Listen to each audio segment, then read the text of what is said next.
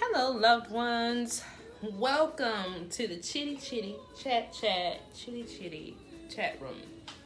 So today's topic is a deep one, y'all. Today's topic is we're losing our youth to the world and we're distracted while it's going on. Now, what I mean by that is I feel like the world has set a lot of us up to just kind of fail. I feel like the world is one of those in states right now where, you know, if you're not one of the top dogs, you could easily suffer the effects of what the world has to bring. I don't feel like the government cares for us truly, or at least they're not able to care for us the way we need to be cared for. So it's up to us.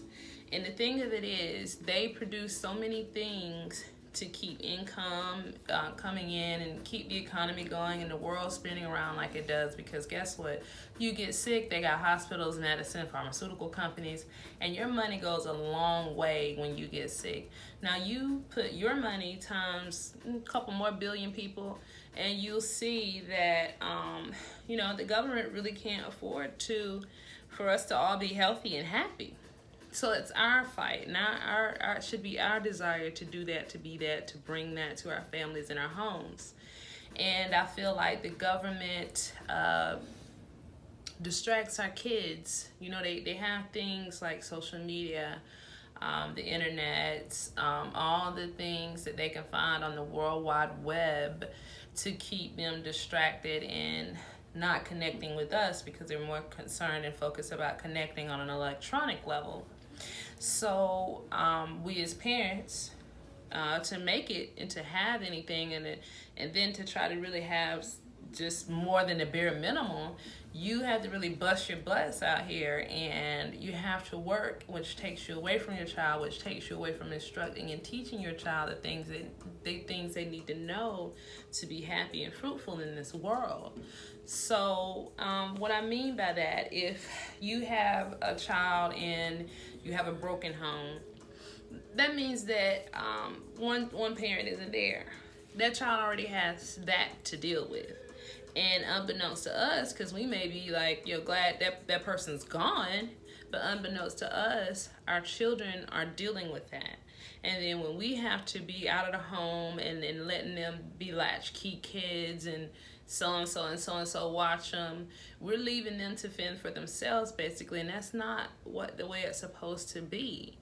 We're supposed to take care of them, shelter them, protect them, and there are so many children who don't have that because the parents have to work like dogs, or either they're so distracted with their own mental issues that their children are going through so much hurt and pain and they don't even know it.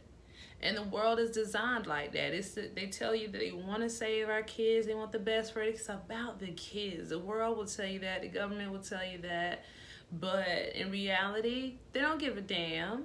It's set up for our kids to hurt. It's set up for our kids to be left out there and need refuge. So guess what? They can sell them cigarettes, alcohol, liquor, drugs.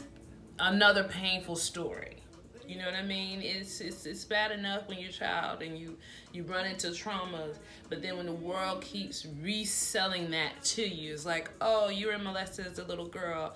We're going to put you in the mindset of feeling like you're not worth anything so that you'll be promiscuous when you grow up, and help keep our black men distracted with your promiscuity. You know what I mean? It's all a full circle. You have the children who get hurt as children that grow up into hurt adults that continue to live as hurt adults and hurt other adults and probably other children. But let's just take little Mary, for example, hypothetical here. Little Mary gets molested at 7. Little Mary doesn't have a dad in the house. Little Mary's mother works all the time, and little Mary doesn't have anybody to confide in about what happened to her.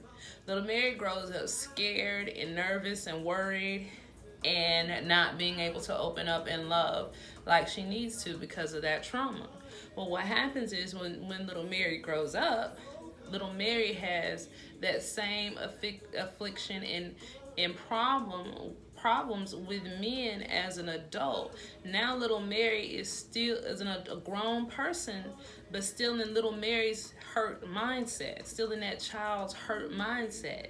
And that's what a lot of our children are going through. And they have no one to turn to and no one to confide in, and they think it's all their faults. And we are just, again, so distracted about what we have going on, trying to survive, trying to cope our dang own selves. You know what I mean? It's trying to be an adult in 2019. You either need a strong mind or a strong drink. It's just the way it is. So if your mind isn't strong enough, you can't teach your children to be that. And if you can't teach your children to that, then you and your children are now vulnerable and weak prey to this world. We as adults, and I know the priority is to save the children, because that's what the world attacks. It attacks us as we're young, and then we grow up with these issues. So now we're just kind of cattle to the world, because we're not really living our lives. We're just living a life that brings revenue into the government. You know what I mean? When you just working to be working, or doing this to be doing that, and you just you're not helping your family per se. You are, because you're bringing in money, but you're more so just keeping the government's economy going. It's just like, I look at it like cattle. And you look at a slaughter shop and you see the cattle's lined up to be herded to slaughter. That's us, to me. Because they don't teach us the things to really thrive. They and for Black people in general, they keep us in a poverty-stricken neighborhood so that we're in this poverty survival mindset. Now we're in this poverty survival mindset, and all we can think about is was it Good Times? Keeping our head above water, making the way when you can. And it's real still to this day. That show's 30 years old, and it's still real to this day. Keeping our heads above water is the mindset that they want us in. They don't want us thriving. They want us surviving. And as long as we stay in that surviving mindset, we're not going to be able to teach our kids or ourselves how to thrive. We have to let go of thinking that it's not enough. Let go of thinking that this is the only way. And we have to find new innovative ways to be there for our family. New innovative ways to show up for our family and ourselves. Because you got to do it for yourself first before you can give it to anyone else.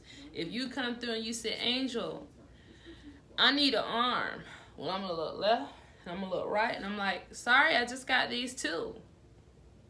Now, if I go and proceed to try to get one of these amputated to give to you, then I have a psychological problem, because I'm giving way more than I got to give. You know what I mean? But other than that, I can't give you something I don't have. If you need an arm and I only have two, I don't have an extra arm to give you. Same with your kids. If you don't have the knowledge and the understanding to get past this poverty mindset, we can't teach them. We have to heal ourselves so we can heal our kids. Because trust me, you guys, I know that we've been through a lot psychologically, physically, financially. A majority of us are disadvantaged. Not all, but a majority of us are disadvantaged in at least two of those areas. And we have to learn to take those disadvantages and make them pluses, and learn to make them wins in life so that we can win. But if we keep going like we're going now, we're going to lose twice. We're going to lose ourselves and our children. I don't know about you guys, but my children are important to me. I literally had an issue last week. My daughter, she's 20. She wanted to move out. But the way she went about it was the bigger issue for me. And I could tell that she's probably got friends in the background talking like, girl, you ain't got to listen to your mama. You know how friends do when they really just want you to contribute to what they got going on. So that's what I feel. I haven't really taken the time to talk to her about the situation because I had to get myself together. I had to make sure that I could come to her and talk to her as a mother and not an emotional parent, because there's a difference. So I had to slow my thoughts down and meditate on what I wanted to say, because I do realize when you have young children that are young adults, you know, that push can push them away. And I need her to understand that I want you to be free. I want you to enjoy your freedom, but I also want you to know that you have a home and a foundation, and don't let anyone ever take the advantage of you. And, you know, she's 20, so she's got to learn some things to be where she needs to be in life. So I don't really have an issue or problem with that. I'm cool with that. I just need her to know that she has a home and a family if things get too bad out there in the world. And I really had to pray on it, you guys. I really had to pray and meditate on what to say. I'm a Cancer. I can't be emotional by nature. But in this particular situation, when it comes to my babes, you ain't seen emotional. So, you know, I have done really well. I will say that, because one part of me can be kind of raspy with stuff like that. You know what I mean? But I have done really well in keeping it kosher and not pushing, and letting her know what I need her to know. Because my children are important to me, and I'll do what I need to do to save them from this world so they can live their best lives happily and healthily. You know, I have a 9-year-old as well, so everything that I'm learning, I still have to pass on to him as well. So it's imperative for me right now as a parent to make sure that I'm on my P's and Q's and my things are together, because I can't afford to give my children to this world. I gave my children a majority of my life. I can't just let the world have them. I have to do what I need to do to put them where they need to be, so they're happy, healthy adults thriving in this life, and not trying to heal from traumas that we haven't talked about, not trying to heal from traumas that I don't even know about. I am bringing all that to the surface with my kids because they are a product of divorce. So I know there's some trauma there. I know there's some mama, some daddy, I know there's some trauma there. When we initially got the divorce, I needed to be there for me, and I didn't realize I needed to be there for my kids as much as they needed me, and I wasn't. So I missed some things, you guys. Just being honest, I'm missing things, and I'm trying to lay that foundation down so that I don't have to worry about my children being out here in the world. I think a lot of worry comes from when we know we haven't prepared our children to be the adults that they need to be. We know we haven't prepared them to deal with this world. Worry comes from we don't know how to deal with the world appropriately, so we can't teach our children how to deal with the world appropriate. This thing goes full circle, but what I will say, our youth, they're confused, they're looking for love, and they're finding it in the wrong places. They're finding it in places that's going to get them hurt and broken and maybe irreparable damage. So I urge each and every parent out here who sees this video to understand and know that your children and you are worth saving, and you have the ability and the power to do that. And we need to start getting together as a whole and giving more to our children than what we do, because they need us. They need us like we need air. They need us. They don't need us to make every decision for them, but they darn sure need us for guidance. I thank you all for tuning in. I'm probably going to do a part 2 video to this, but like, share, subscribe, put your comments down below. Tell me what you think, your opinions. We can definitely get a conversation going about this, because it's something that's near and dear to my heart. My children mean the most to me in this life, and I know that this world wants to chew them up and spit them out and go on to the next child and take the next soul. And I can't just condone that. I just can't. Me as a person, I can't. I can't say yes to that. I love my kids. I love myself. And I want the best for all of us. Well, loved ones, you have a wonderful day. Take care. And I'll see you next time at the Chitty Chitty Chat Room.